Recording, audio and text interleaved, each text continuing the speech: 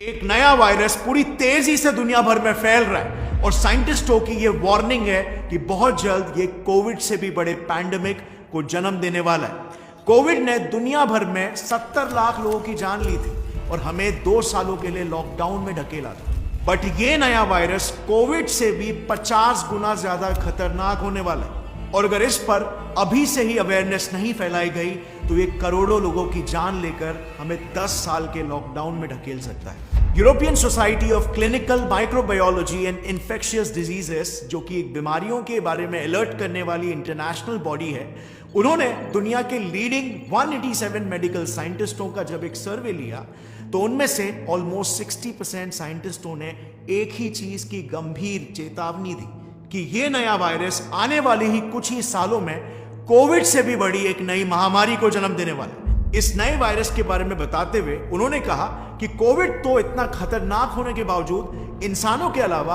आज 3 साल बाद भी सिर्फ इन 10 स्पीशीज को इन्फेक्ट कर पाए, पर यह नया वायरस लगभग उतने ही सालों में टोटल 90 बर्ड स्पीशीज और हम इंसानों को पकड़कर करीब 48 मैमल स्पीशीज को ऑलरेडी इन्फेक्ट कर चुका है, जिसकी वजह से अभी लास्ट वीक इवन WHO ने भी इसे ऑफिशियली एक ग्लोबल थ्रेट डिक्लेयर कर दिया है। जी हां, वर्ल्ड हेल्थ ऑर्गेनाइजेशन ने भी, क्योंकि ये वायरस कोविड से भी कई गुना ज्यादा वायरुलेंट है, यानी कि अलग अलग प्रजातियों में तेजी से फैल रहा है। कोविड तो बस पहले आया और उसने सभी का ध्यान भटकाया, मगर उसकी परछाई में ये वायरस तेजी से इवॉल्व कर गया and to make matters worse अब ये भारत में भी एंट्री मार चुका है। इसी वायरस को लेकर जब वर्ल्ड हेल्थ ऑर्गेनाइजेशन की भी वार्निंग आई, हम समझ गए कि मामला सच में गंभीर है और फिर हमने इसका इंडिया में क्या स्टेटस है ये ढूंढने की कोशिश स्टार्ट कर दी। पता चला कि हमारे केरला और झारखंड में ये वायरस ऑलरेडी पोल्ट्री और वाइल्ड बर्ड्स को इन्फेक्ट करना शुरू भी कर चुका है और इसी के वजह से ऑलरेडी करीब 4000 पोल्ट्री और वाइल्ड बर्ड्स मारे भी जा चुके हैं। मगर अगर ये नंबर्स आपको कम लग रहे हैं तो भूलना मत, ये बस शुरुआत है। याद रहे, कोविड भी पहले सिर्फ बैट्स को ही इन्फेक्ट करता था, जिनका इंसानों से कुछ खास कांटेक्ट भी नहीं था, बट यहां पर पोल्ट्री तो हम रोज कंज्यूम करते हैं। सो अब सबसे बड़ा सवाल बस यही आता है कि आखिर ये कौन सा वायरस है जो इतना पोटेंट है और कोविड के आड़ में इसने अपने आप को छुपा के कैसे रखा, और क्यों अगर इसे आज सीरियसली नहीं लिया गया तो ये इस पूरे सदी की सबसे बड़ी महामारी को फैलाएगा। बिकॉज ऐसे वायरसेस जो होते हैं वो शुरुआत में थोड़े स्लो फैलते हैं क्योंकि अपने स्ट्रक्चर को वो इवॉल्व कर रहे होते हैं और फिर एकदम से एक्सपोनेंशियली फैलने लगते हैं। सो जिस वायरस की मैं बात कर रहा हूं फ्रेंड्स, उसका नाम है इन्फ्लुएंजा ए वायरस और उसमें भी पर्टिकुलरली उसका H5N1 स्ट्रेन।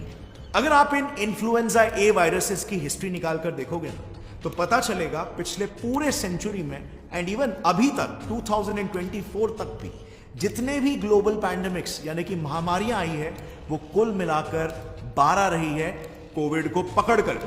लेकिन उनमें से कैन यू बिलीव इट 5 अकेले इस इन्फ्लुएंजा ए वायरस के अलग अलग स्ट्रेन्स नहीं फैलाई है और अब आ गया है एक बार फिर से इसका एक नया powerful strain H5N1। You know what's even more dangerous? That फिलहाल ये H5N1 बिल्कुल वैसा ही इन्फेक्शन पैटर्न दिखा रहा है जैसा सभी बड़े पैंडेमिक्स ने अब तक दिखाया था, specially Covid and mother of all pandemics कहे जाने वाले इतिहास के सबसे खतरनाक पैंडेमिक स्पेनिश फ्लू ने। दरअसल आज से एग्जैक्टली अराउंड 100 ईयर्स अगो 1918 में एक स्पेनिश फ्लू नाम की महामारी फैली थी और उसके पीछे भी एक इन्फ्लुएंजा ए वायरस का ही स्ट्रेन था। इस बीमारी ने महज 2 से 3 सालों में ऑलमोस्ट 5 से 10 करोड़ लोगों की जान ले ली थी, जो बाय द वे पूरे 1900 से लेकर 2024 तक जितने भी मेजर महामारियां आई है इंक्लूडिंग कोविड, उन सब के कंबाइंड डेथ काउंट से भी ज्यादा थी। पर हैविंग सेड दैट, ऐसा नहीं था कि यह वायरस एकदम अचानक से प्रकट हो गया। स्टडीज बताती है कि उस समय करीब 1915 से ही स्पेनिश फ्लू वायरस का एक less potent variant birds, farm pigs और इंसानों में मिलना शुरू हो गया था, पर उस वक्त लैक ऑफ अवेयरनेस की वजह से लोगों ने उसे इतना सीरियसली नहीं लिया और फिर सडनली 1918 में यह वायरस म्यूटेट हो गया एंड इट वेंट बूम। एकदम से एक झटके में केसेस बढ़ने लग गए और करोड़ों लोगों की जान लेने लग गए। इसके बाद फिर यही पैटर्न आगे के पैंडेमिक्स में भी देखने को मिलता है। जैसे 1957 में आया एशियन फ्लू, जिसने करीब 20 लाख लोगों की जान ले ली। उसमें भी पहले स्टेडी केसेस थे, फिर अचानक से पीक होने लग गए। देन 1968 में आया हांगकांग फ्लू, उसमें भी पहले छोटे मोटे रैंडम केसेस, फिर सडनली अगेन 20 लाख लोगों की जान चली गई। एंड देन यही पैटर्न फिर से रिपीट हुआ Russian flu, swine flu and even covid के टाइम पर भी। यानी कि just to summarise it all, 2-3 साल पहले से ही छोटे मोटे केसेस मिलना शुरू हो जाते हैं, पर लोग उसे सीरियसली नहीं लेते। एंड देन सडनली उस वायरस में एक नया म्यूटेशन आ जाता है, एक ऐसा म्यूटेशन कि इन्फेक्शन एकदम पीक पर चला जाता है, क्योंकि वो म्यूटेशन ह्यूमन बॉडी को पेनिट्रेट करने में एकदम सक्षम रहता है। और यही वजह है साइंटिस्ट इवन H5N1 को लेकर भी डरे हुए हैं और अपने लेवल पर जितना हो सके ग्लोबल कॉन्फ्रेंसेस, सर्वेस और न्यूज के जरिए लोगों को अवेयर करने की कोशिश कर रहे हैं। क्योंकि H5N1 के केस में भी उसका सबसे नया वेरिएंट करीब 2020 से ही फैलना शुरू हो चुका था, और ये वायरस अभी अपने इस फेज में है जिसे कॉमनली इंक्यूबेशन फेज बोला जाता है। करंटली वो हम इंसान, पक्षी और जानवरों के शरीर में हमारी इंडिविजुअल बायोलॉजी के हिसाब से अपने आप को ढाल रहा है, अडेप्ट करा रहा है, इवॉल्व कर रहा है। इसके बाद जैसे ही वो हमारे शरीर के इम्यून सिस्टम को बाईपास करना सीख जाएगा, फिर आएगा उसका टिपिंग पॉइंट, यानी कि वो स्टेज जिसके बाद इन्फेक्शन के केसेस एकदम से शूट अप होने लगेंगे और किसी को संभालने का मौका भी नहीं मिलेगा, जैसे कोविड के केस में हुआ था।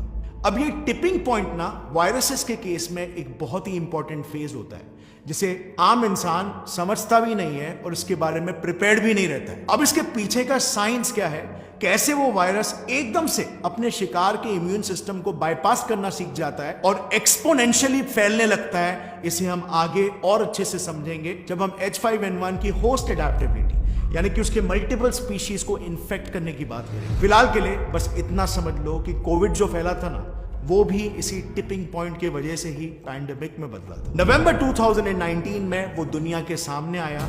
नवंबर से मार्च तक वो कई लोगों में इंक्यूबेट होता रहा एंड देन सडनली मार्च में उसका टिपिंग पॉइंट आया, जिसके बाद वो कंट्रोल से बाहर चला गया। Countries around the world have now reported more than 1 million coronavirus cases. The death toll now worse than China. This is a rapidly emerging situation. And honestly H5N1 को लेकर भी जिस तरीके से पूरी दुनिया भर में से खबरें आ रही है, ऐसा बिल्कुल हो सकता है कि प्रोबेबली H5N1 का भी टिपिंग पॉइंट अब नजदीक आ चुका है, और हो सकता है हमारे पास अब बस कुछ सालों का समय भी नहीं बल्कि सिर्फ कुछ महीनों का ही समय बचा हुआ है टू रिस्पॉन्ड। बिसाइड्स ये H5N1 वायरस भले एक इन्फ्लुएंजा ए वायरस है जो कॉमनली बर्ड फ्लू कॉज करते हैं, लेकिन ये अब तक आए किसी भी बर्ड फ्लू वायरस से एकदम ही अलग है। और अगर आप लास्ट सेंचुरी में आए सभी मेजर फ्लू पैंडेमिक्स का एक ग्राफ बनाओगे तो आप देखोगे उसमें स्पेनिश फ्लू में सबसे ज्यादा जाने गए और इसीलिए उसका पीक सबसे हाईएस्ट बनता है। बट देन उसके बाद जितने भी फ्लूज आए उनके पीक्स छोटे और छोटे होते चले गए। यानी कि पैटर्न ये बता रहा है कि हर अगले फ्लू में टोटल डेथ काउंट्स कम होते जाते हैं, और इसीलिए अगर हम पैटर्न को फॉलो करें तो इस लास्ट वाले का पीक ऑलमोस्ट ना के बराबर है। अब इस पैटर्न के हिसाब से अगर देखें तो आप बिल्कुल सोचोगे कि ये जो H5N1 आएगा ना, उसमें तो ये लास्ट फ्लू पैंडेमिक से भी कम जाने जानी चाहिए। बट एग्जैक्टली यहीं पर आता है एक ट्विस्ट। रिसर्चर्स का कहना है कि H5N1 पैंडेमिक का इंपैक्ट इन छोटे पैंडेमिक्स की तरह बिल्कुल भी नहीं होने वाला है। उनके प्रेडिक्शंस के अनुसार मोस्ट प्रोबेबली उसमें फिर से स्पेनिश फ्लू जितनी ही जाने जाएगी। दरअसल यूएस के नेशनल इंस्टीट्यूट ऑफ हेल्थ के मेडिकल डेटाबेसेस से हमें इन्फ्लुएंजा ए वायरसेस पर एक एक्सटेंसिव स्टडी मिली। उसके अनुसार स्पेनिश फ्लू का वायरस 1918 के कुछ सालों पहले से ही पिग्स और इंसानों में इंक्यूबेट हो रहा था, और इसीलिए उनमें उसके खिलाफ इम्यूनिटी भी डेवलप हो चुकी थी। बट देन 1918 में क्या हुआ, उनमें से कुछ वायरसेस में अचानक से कुछ म्यूटेशंस आ गए।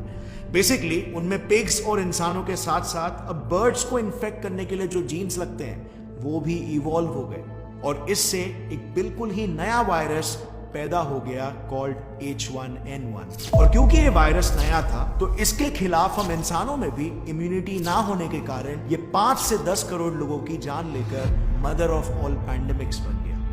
इसके बाद फिर जितने भी फ्लूज आए like Asian flu, Hong Kong flu, Russian flu and even swine flu, ये सारे इसी के डिसेंडेंट्स थे एंड देयरफॉर वो ओरिजिनल स्पेनिश फ्लू जितनी तबाही नहीं मचा पाए। लाइक आप देख सकते हो रशियन फ्लू और स्वाइन फ्लू तो literally Spanish flu H1N1 strain के ही वेरिएंट्स हैं, फिर भी सेम तबाही नहीं मचा पाए। यानी कि कंक्लूजन ये निकलता है इससे कि सिंस बेस वायरस सेम था तो आने वाले सालों में वायरस तो इवॉल्व होता रहा पर साथ ही हमारा इम्यून सिस्टम भी इवॉल्व होता चला गया।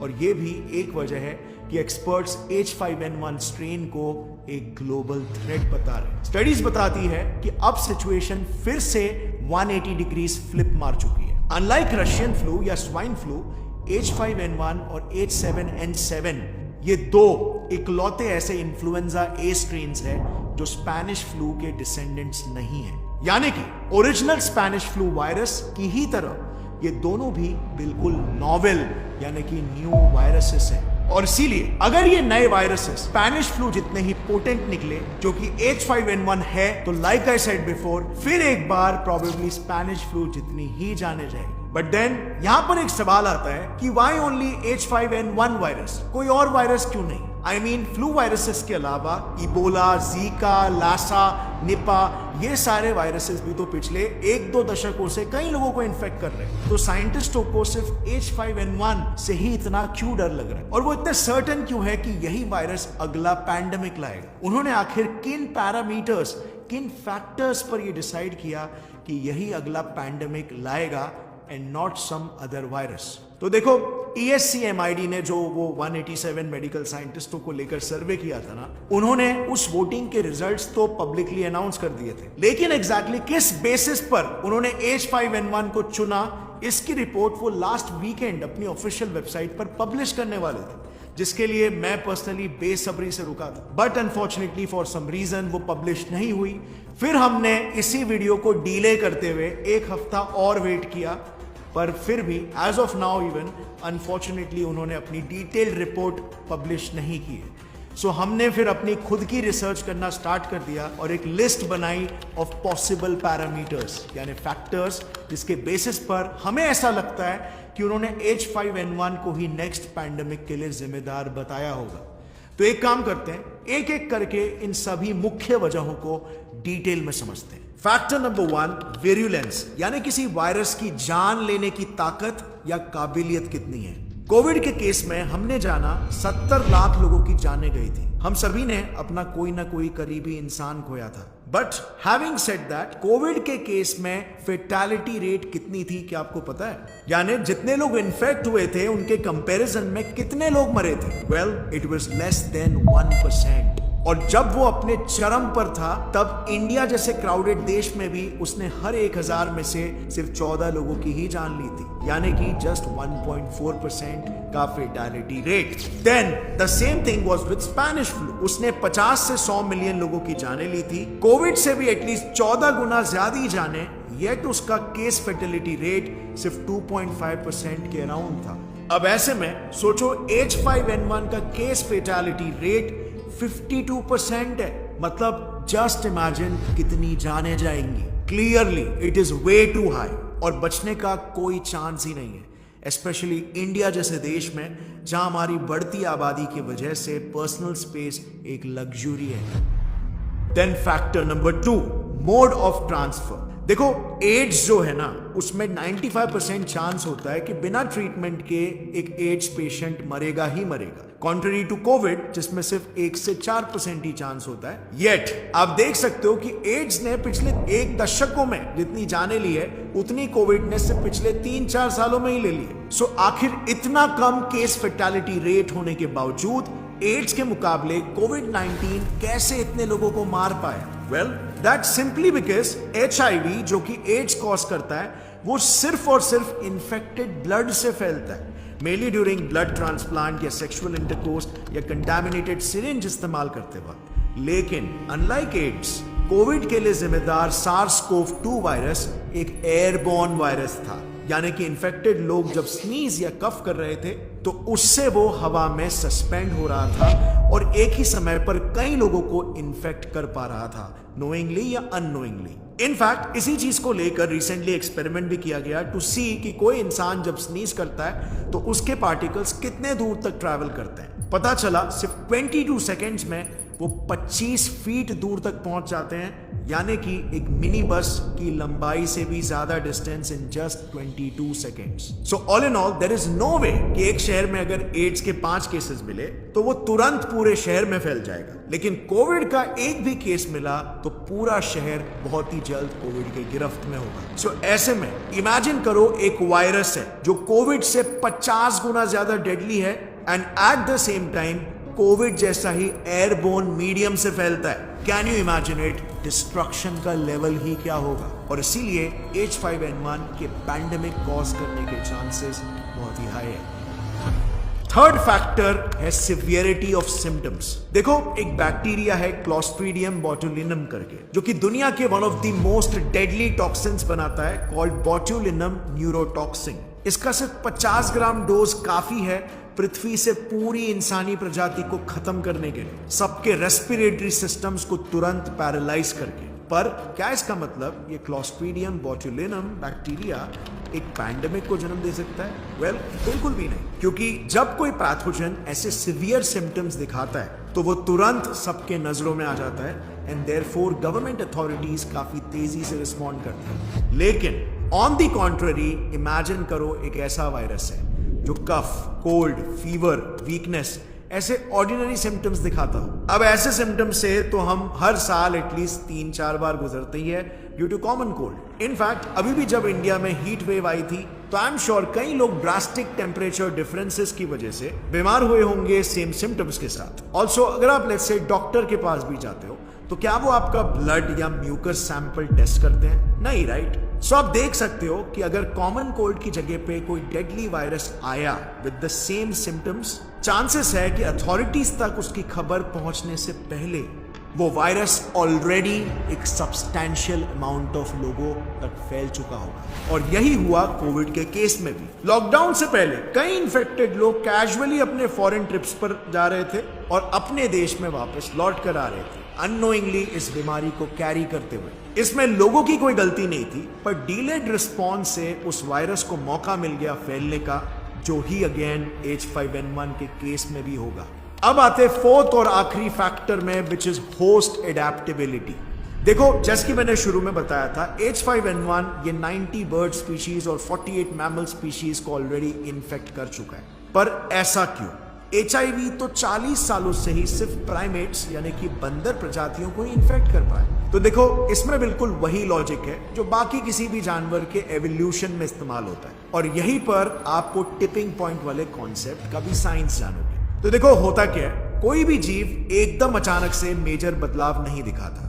वो पहले मल्टीप्लाई होता है और जनरेशन आफ्टर जनरेशन उसमें छोटे छोटे म्यूटेशंस आने लगते हैं बेस्ड ऑन द एनवायरनमेंट, अपने आप को एडजस्ट करने के लिए। और ऐसे म्यूटेशंस कई सालों तक होते रहते हैं, तब तक जब तक एक ऐसा म्यूटेशन नहीं क्रिएट हो जाए जो उस जीव को उस एनवायरनमेंट में सरवाइव और रिप्रोड्यूस करने की सुपर पावर दे दे। सेम चीज 1956 एशियन फ्लू के वक्त भी हुआ था, जो स्पेनिश फ्लू के बाद अगला मेजर पैंडेमिक था। उस दौरान क्या हुआ कि स्पेनिश फ्लू के H1N1 वायरस ने कई लोग और कई जानवरों को साइमल्टेनियसली इन्फेक्ट किया। तो इससे हुआ ये, उनके शरीर के इम्यून सिस्टम से डील करने के लिए उस वायरस पर प्रेशर बनने लगा कि वो अपने आप को इन नए नए प्रजातियों के इम्यून सिस्टम के हिसाब से अडेप्ट करे। फिर इस वजह से अगर सपोज कोई पिग जो ह्यूमन वेरिएंट और पिग वेरिएंट इन दोनों से इन्फेक्ट हुआ है, तो उसका शरीर एक म्यूटेशन वेसल की तरह काम करने लगा। उसके शरीर में ये दोनों H1N1 वेरिएंट्स अपना जेनेटिक कोड शेयर करने लगे, एंड देन ऐसा कई सालों तक करने के बाद वन अनलकी डे वो एकदम से H2N2 एशियन फ्लू वायरस में तब्दील हो गया, जिसके खिलाफ लोगों में इम्यूनिटी नहीं थी। यही होता है जो एक वायरस के टिपिंग पॉइंट को ट्रिगर करता है। अब जरा सोचो, अगर स्पेनिश फ्लू फैला ही नहीं होता तो क्या एशियन फ्लू आ पाता? ऑब्वियसली नहीं, क्योंकि स्पैनिश फ्लू को अलग अलग तरीके के होस्ट ही नहीं मिलते और उस पर वो एडेप्टेशन का प्रेशर ही नहीं बनता। यही वजह है कि इवन HIV सिर्फ प्राइमेट्स को ही इन्फेक्ट करता है, क्योंकि उसके होस्ट है प्राइमेट्स के व्हाइट ब्लड सेल्स यानी कि सोल्जर सेल्स। अब आर्मी पर ही अगर अटैक कर देंगे तो कुछ और है ही नहीं उसे रोक पाने का, और इसीलिए उस पर वो एडेप्टेशन का प्रेशर नहीं है जो उसे फोर्स करे मेजर बदलाव लाने का। अब H5N1 के केस में ये होस्ट एडेप्टेबिलिटी वाला पैरामीटर इंपॉर्टेंट क्यों है?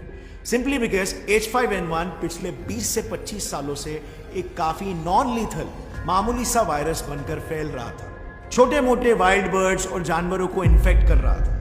बट देन इन अलग अलग प्रजातियों को इन्फेक्ट करते करते उस पर मौजूद दो इंपॉर्टेंट रिसेप्टर्स HA5 और NA1 जो कि उसे अलग अलग होस्ट से बाइंड करने में मदद करते हैं, अब उनमें कुछ मेजर बदलाव आ गए हैं और अब वो और भी ज्यादा डेडली हो चुके हैं।